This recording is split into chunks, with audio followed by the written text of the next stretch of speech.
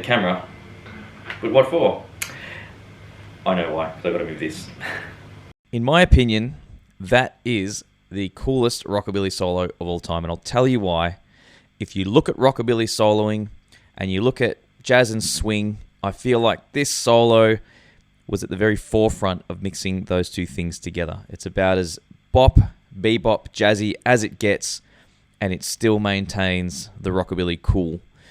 It's on Race with the Devil. It's the second solo on that track. There's the awesome intro. There's the cool guitar work through the verses. Solo 1 comes in and probably blew people's minds at the time. But solo 2, to me, really brings it home.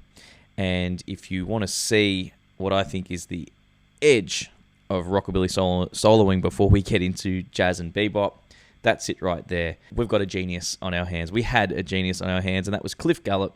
So today I will walk you through this solo note for note. I'll give you a few tips on the best ways to play it, a few tips on how best to learn it and get it under your fingers, and I'll also drop a few tips on what's going on theoretically as well. If you're familiar with my channel, you probably know I have a Patreon, so if you do want to support my work, you can do it there. You can also get the transcription there, but watch along and get what you can out of the video. Even if you contribute nothing, maybe just leave a comment, hit a like. I appreciate all of it. See you in the lesson. Okay, if you're a member of the Patreon, grab the transcription. It's going to help. If you're not, sit along. I'm going to walk you through it slow enough so you can probably pick it all up without the tabs. So the first thing I want to point out is that this song is in the key of E, but for this solo moves into the key of F. And Cliff Gallup does a really cool thing that Charlie Christian did really well called anticipating. So we're going to talk about that in a sec.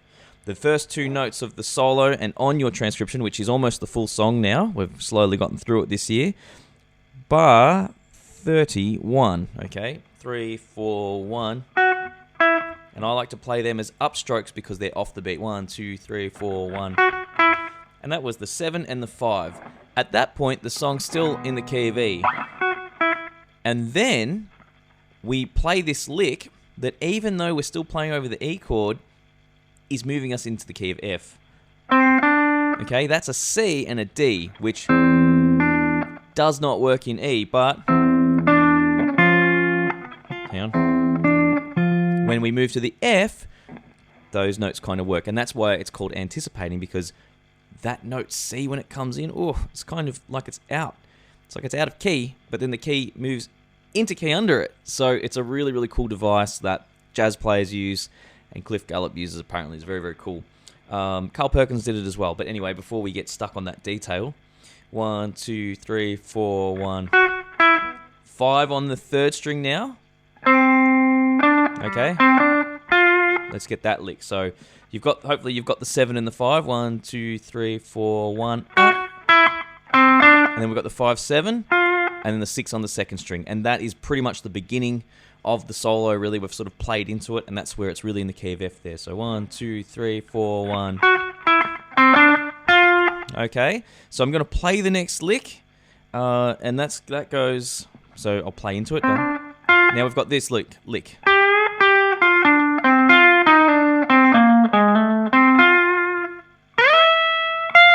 All right, so that's quite a long lick.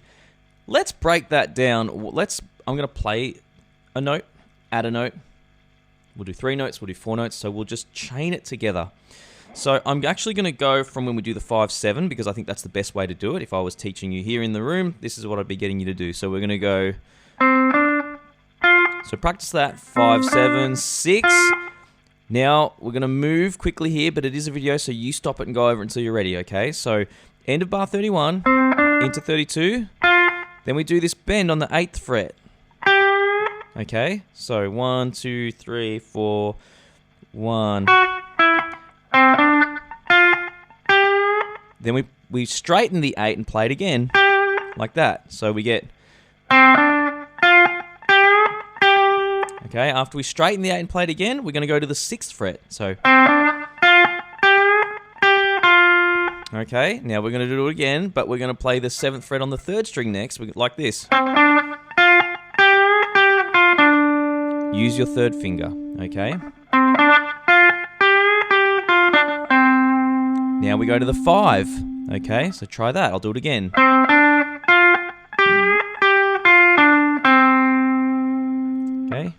Now we're going to go to the 6th fret on the 2nd string.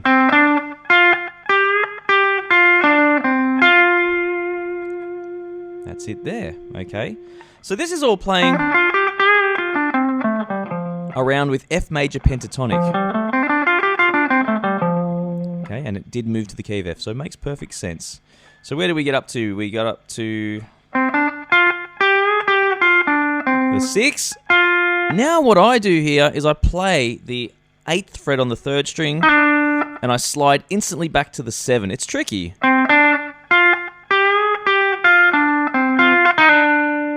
Like that, okay? Pause it. You have a go at that. Have several goes. Take 5 minutes if you need to. Get it under your fingers. Next note.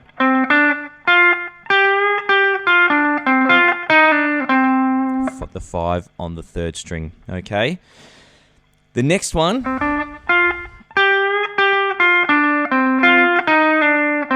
Pinky or 3rd, whatever suits you, on the 4th string, 8th fret, okay?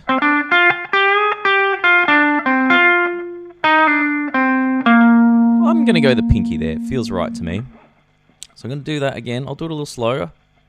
3, that comes in on the 3 and 4. So 1, 2, 3, and 4.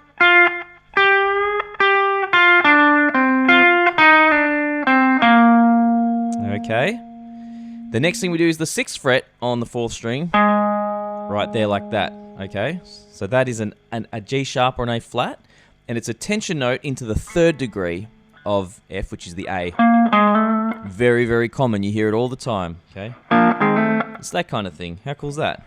3, 1, 2, 3, and 4, 1.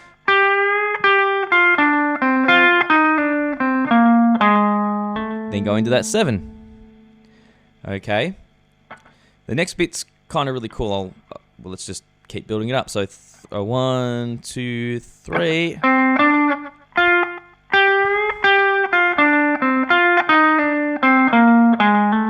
We go to the 5 on the 3rd string. Okay, so practice that. And then when you do it all again, you're going to go to the 6 on the 2nd string. And the reason I've kind of skipped ahead a little there is that is an F major arpeggio. You could call it first inversion, okay, but it's just, starting on the A instead of the F. So A, C, F. Okay, this would be the basic. That's an F major arpeggio. That's also an F major arpeggio, but we started on the A instead of the F. So that's really cool.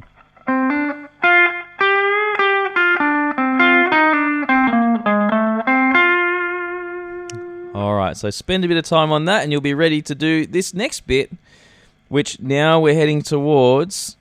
I haven't really been quoting the bar numbers, I apologise, but we're in bar 34 now. We landed on the 1 on bar 34 when we hit that 6th fret, the F. Then we slide up to the 12th fret. Okay, that's not too hard. I like to use my 2nd finger. Go to my 3rd. Yeah, you could probably practice that.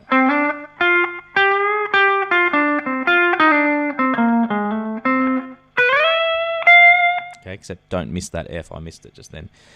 And then, the next thing we do, so this takes us now to bar... I wish these bar numbers were bigger. I always struggle to read them. No, I'm getting old. Need stronger glasses, probably. 37, 36, 35. So after we do the... we do this. Bar 35. So 1, 2, and 3. So we're playing the 6th fret on the 2nd string. And then we bend the 6th fret on the 3rd string. So at this point... I guess here he's playing the root note. We're still on F. And then we're bending the... I guess you could call it the sharp 5 into the 6th degree. Which is a really great sound. That's if you're doing pentatonics even. And you grab that 6th degree, it gives you that really colourful sound. So now if you don't understand that, I'll talk about it at the end because I'm sure a lot of my watchers are sick of me talking about my Rockabilly Rebuild course. But I teach all that in the Rockabilly Rebuild course, and I think it's the most useful educational tool out there for learning not just Rockabilly, any style, but let's leave that till later.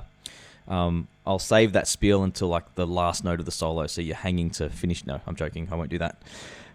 So from here, you do the, and that's now into, so end of bar 35 into 36. You get this. Okay, and the full lick. Okay, let's work on that lick. So it's from the 5, and that's on the 4th beat of the bar. 1, 2, 3, like that. Okay, 5, 6, 7. All right, you've done this right. You've gone. Okay, now we're looking for the 6th fret on the 2nd string. Now we're looking for the 8th fret. Now it gets a little bit more interesting. Not that it wasn't interesting, but the 2nd finger goes to the 7th fret of the 3rd string, and the pinky plays the 8th fret of the 2nd string. Sorry, 9th fret of the 2nd string. So we get this. That might be a little tricky if you're not accustomed to going from single line into a mini chord, especially not with the 2nd and the pinky. You could go 1st and 3rd, but you need to get back to the 6th there on the 2nd string. So do what I say, use your 2nd and pinky, you'll thank me later. Okay. Then we go to that 6. Then, the next thing that happens after that, which now takes us into bar 37, is that signature Cliff Gallup. I'm holding a note, I'm bending another, really clever stuff. So what he's actually doing there, and the way I'm teaching this anyway, you can play on any guitar, you don't need a Bigsby. I actually found it works really well, and I suspect he might have even been, which is crazy. So I could almost make a separate video on that technique alone. I might do a short on it. But we're going to do it if you're playing a Telecaster, which is near to my heart as well. I love a good Telecaster. Or you don't have a Bigsby, or you're just not that coordinated. Yeah, that's a bit presumptuous, I apologise. But this way works quite easily. Very similar. You sort of pre-bend the note. So we're playing the 7th fret and the 8th fret, and I'm bending the note, and then I'm letting it back down. Okay, so if I break that down, after we do the then the 7 and the 8, and then bring it back and just do the, keep your finger on the 7, on the D, and we're getting the G and the F.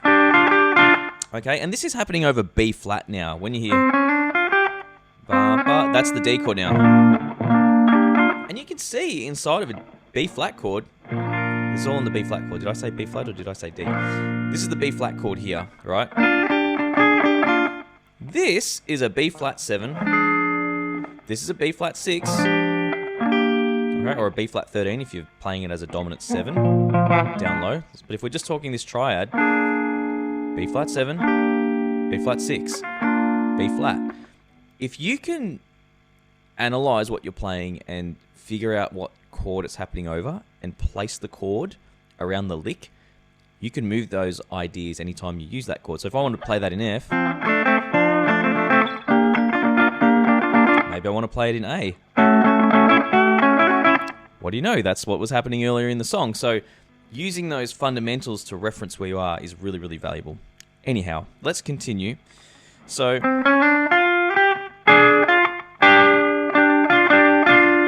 okay. Then 8, 6, 8, 6. But the D on the 3rd string remains the whole time, and we just pick it. If you do want to do it with the Bigsby, what you do is play the 7 and the 9 and lean on it and let it back up.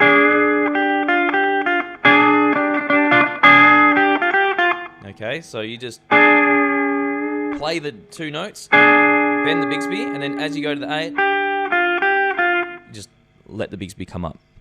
Okay, so that's an option for you. Actually sounds really, really cool. After that, we basically do the same thing right back at F, just like I was talking about. So this is bar 38. So you can either bend the 3rd fret into the pitch of the 4th. Now, if you're having trouble with any of these licks, stop, listen to what I just played, sing it to yourself. When you can hear it in your ear, you'll be able to start putting it together. Practice it really slowly, speed it up, okay? So you can do that, or you can play the 4th fret and lean on the whammy. Great sound. Cliff Gallup, absolute genius. Another reason I think this solo just had everything really cool. Why it's my favourite rockabilly solo ever. So, the next bit. Great lick. Not incredibly hard, but not super easy. If you want to get the pick squeal, quite challenging. I don't think I've had to teach a pick squeal in any rockabilly tunes. So, again, just another really cool thing. He invented pick squeals, apparently. Maybe. I wonder if that's the first pick squeal on record. No. Any trivia technicians out there, let me know.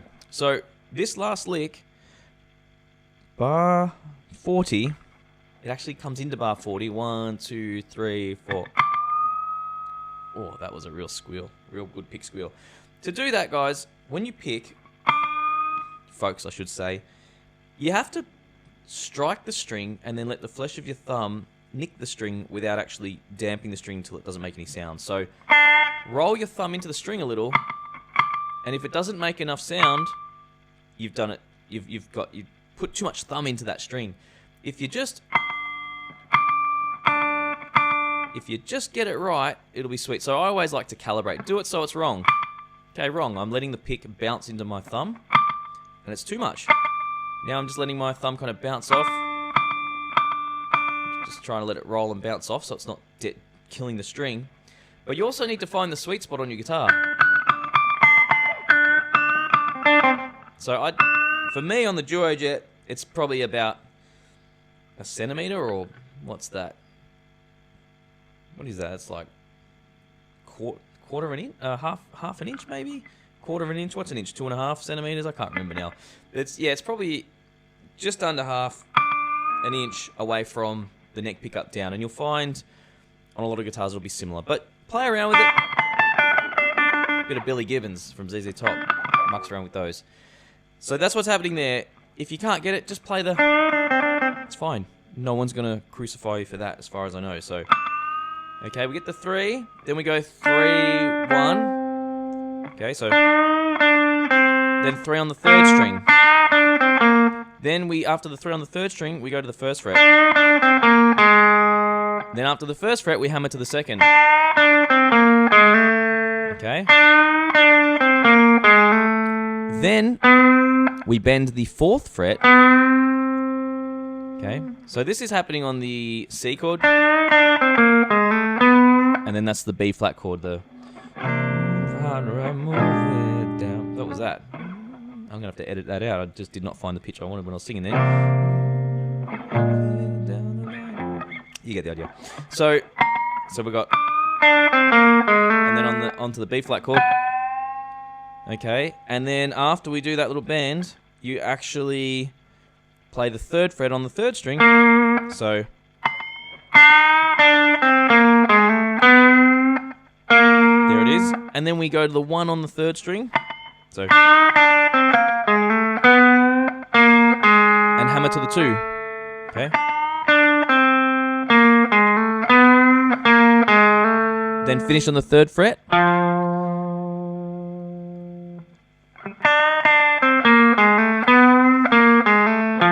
And then you get this. Okay, and that lick notated in bars 42. 2, 3, 4, 2. Sorry. 2nd fret on the A string, it's a B into a C, and then the F on the D string, which is the 3rd fret on the D string. I like to use my 2nd finger and just kind of let my 3rd finger hang out there. Okay. So that's the whole solo. Now, if you've got any questions about the picking hand, generally when it's really swinging in quavers, you want to alternate as much as possible. It's not super quick. So, well, maybe that lick at the start. Let me just play that. Hang on. I'm thinking, can I play that little downstroke? Yeah, I can't. You can't. It's really hard. So you'll really need to alternate your picking through some of those more challenging parts. So it's okay if you've been practicing it without it. Now you'll just want to get that flow, you know.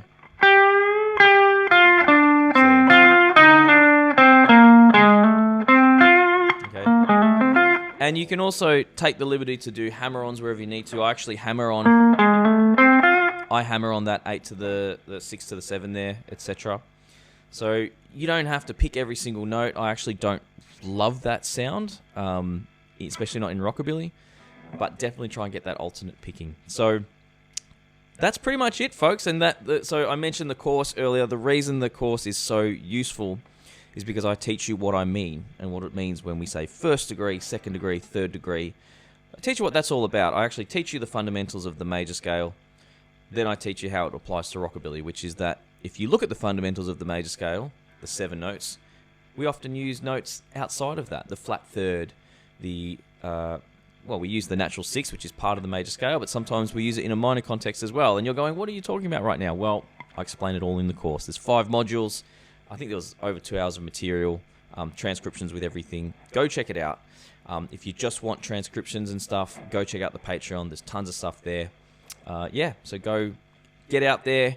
But main thing is good luck with learning this. I hope you've had a blast. I've had a great time. This is the final solo of Race with the Devil. So we're pretty much concluded with that. I'll have a listen and see what's happening in the outro, but I don't remember there being anything specific. So let's see how we go. I'll see you guys in the next video. Thanks for being so patient. I know it's been a little while, but nice to be back making a video for you.